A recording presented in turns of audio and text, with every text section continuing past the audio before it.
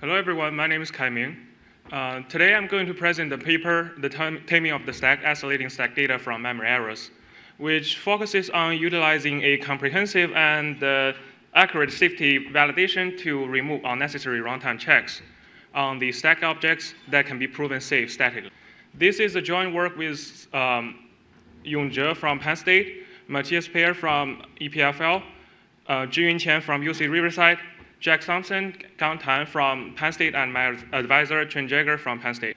As we all know, there are still a considerable amount of stack-based vulnerability related to memory errors being discovered each year. Recent examples such as the two CVEs below shows the out-of-bounds access issue caused by the use of unsafe function. The CVE on the right in a PCI driver enables the attacker to arbitrarily write to kernel space from user space by a false bound check at line 11 to 13. Thus, we can see the stack-based memory error still serves as a huge threat of the computer security and still a hot topic of security-related research. Generally speaking, all classes of memory errors can be categorized into three classes. Spatial errors, such as out-of-bounds read and write, type errors, such as type confusion, and temporal errors, such as use before initialization and use after free. So as we can see, there are many CVEs assigned recently of all the three classes of memory errors, which demonstrated that the stack-based memory error is severe. So in the context of the stack, spatial and type error are the majority of memory errors, while we still observe that the stack objects can suffer from temporal errors such as UBI. There are lots of existing stack runtime defenses that are trying to protect the safety of the stack, and some of them also protect skip. But they currently all have their shortcomings. For example, some of them only targeting the mitigation of one classes of memory error, such as the soft bound, fat pointers, and tap sign. And some of them have conservative checks. Some of them have high runtime overhead, such as baggy bounds and unsafe. So the problem is that we currently don't have a comprehensive protection scheme that covers all classes of memory errors with reasonable overhead at runtime. So though we can theoretically deploy a combo of them at runtime, but the overhead would be not affordable. So thus, the reality currently is that the existing protection schemes still provide really limited protections for the memory safety in C, just like the previous paper for the embedded system. So the research questions we want to solve is that can we protect more stack objects from all classes of memory error with low overhead? We propose the DataGuard framework for that. In the DataGuard framework, we focus on using the static safety validation methods to identify the stack objects that can be proven safe, and we aim at validating all classes of memory errors comprehensively. Based on the static safety validation results, we can protect the safe stack object cheaply using isolation without runtime checks, which means we don't need to apply any runtime checks on the safe object. And here we go to the design section of the DataGuard framework.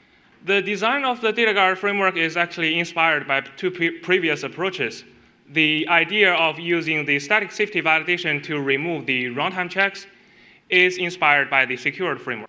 The secured system classified the safe pointers to be the pointers that never involves in any pointer arithmetic or the typecasting operation, which already gives around 90% of the pointers are safe on the stack.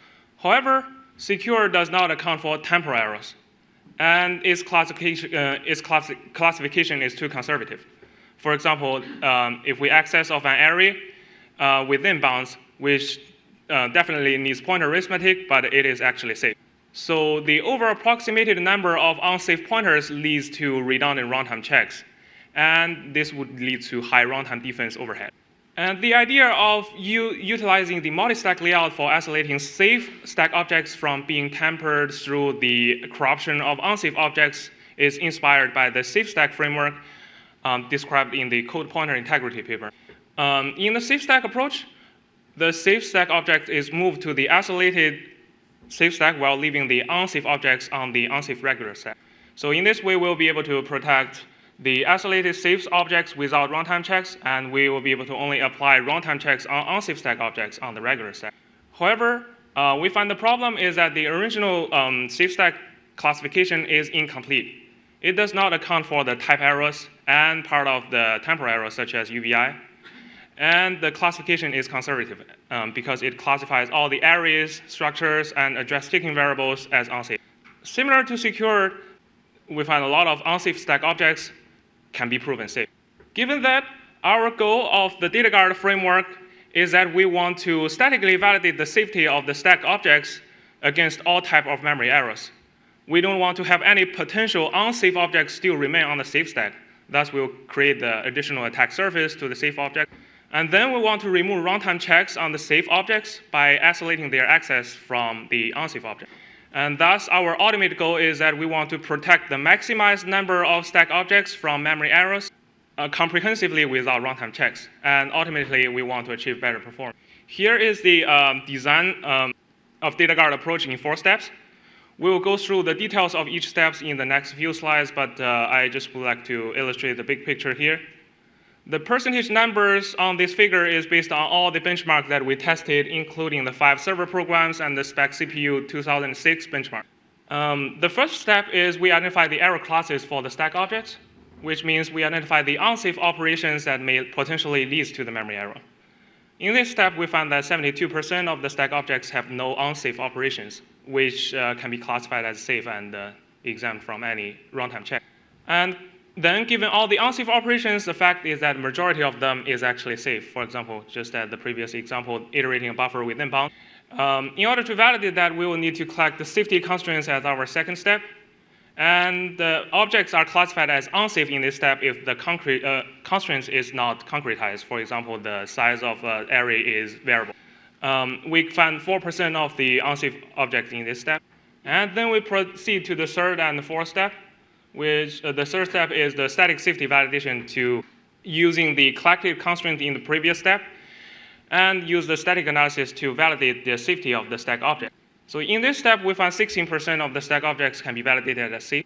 However, this is not the end. So since the static analysis is over-approximated, we will actually find many unsafe objects by the static analysis is only used safely, which means the unsafe operations found by the static analysis cannot be triggered at the execution time.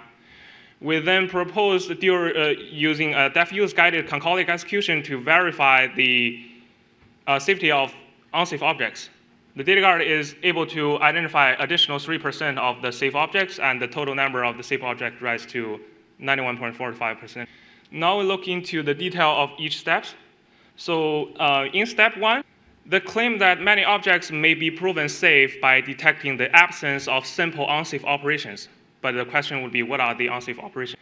Remember, we have 3 classes of memory errors, so we have 3 kinds of unsafe operations. We have secured already account for the spatial and type unsafe operations. So we employ their approach accordingly, but I do want to mention that since the original secure framework is not available, we utilize the NestCheck analysis in the Asia CCS 2017 and upgraded to support general Linux programs and LVM10.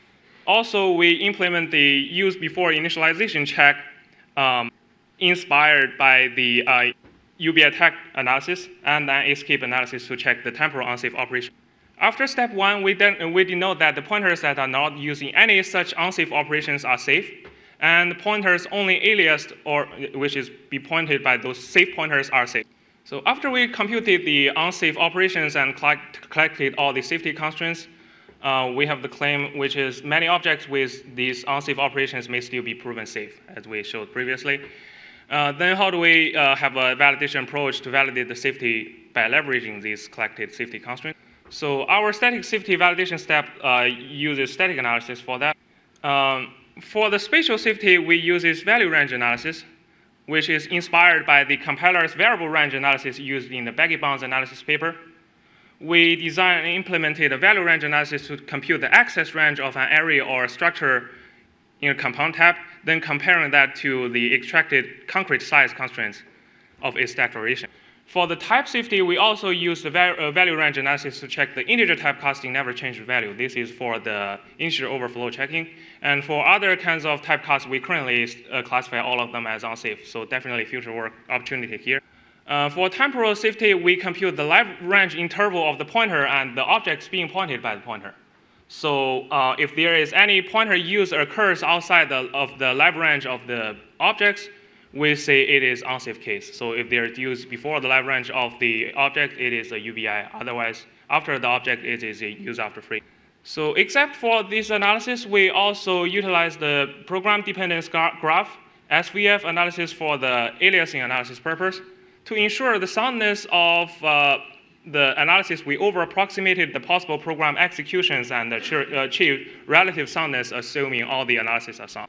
Then for the unsafe objects found by the static analysis, there may be false positives given the over-approximated static analysis. Thus, we leverage a concurrent execution to verify for each unsafe stack object identified by the static analysis whether the unsafe operation can be executed in any execution path along a staff use chain. And if it is, we say it is unsafe, and if it is not, which means it is not feasible during the execution, we say it is safe. And for obtaining the soundness of the analysis, so we apply several optimization techniques, such as the state merging and applying the context sensitivity level.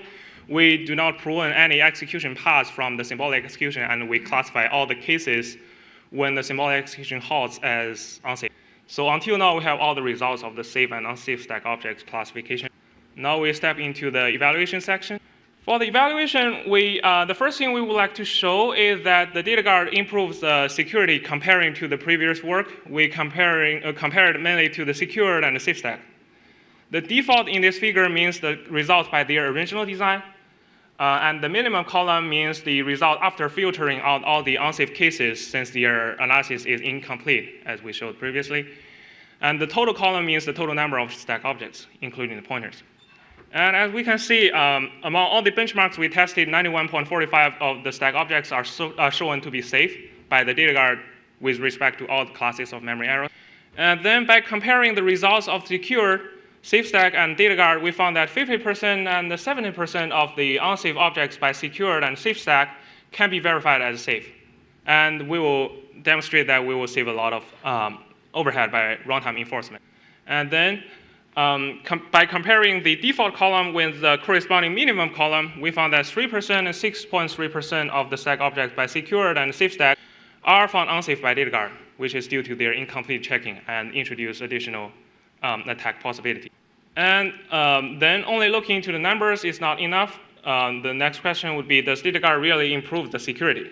We define the successful attack mitigation as the exploit objects are classified as unsafe and target objects are classified as safe, such that they can be isolated and protected.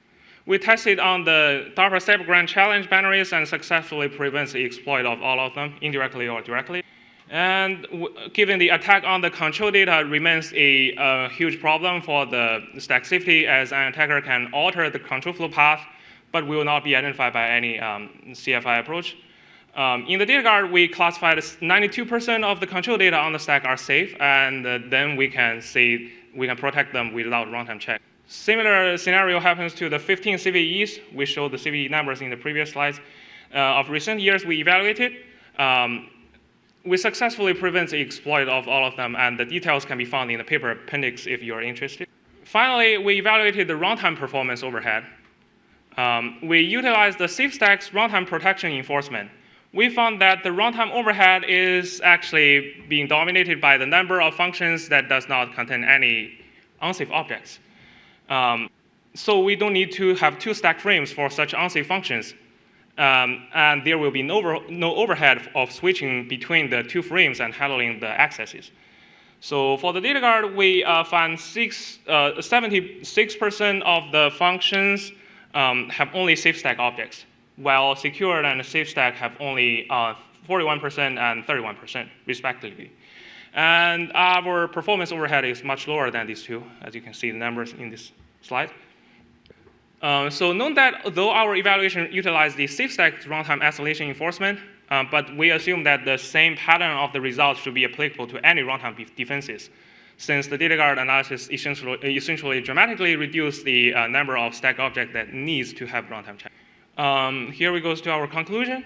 Our conclusion is that we shows the idea of using the safety validation to provide a foundation for low-cost runtime protection for objects accessed safely is feasible. We believe the same hypothesis also holds for any other runtime protection works.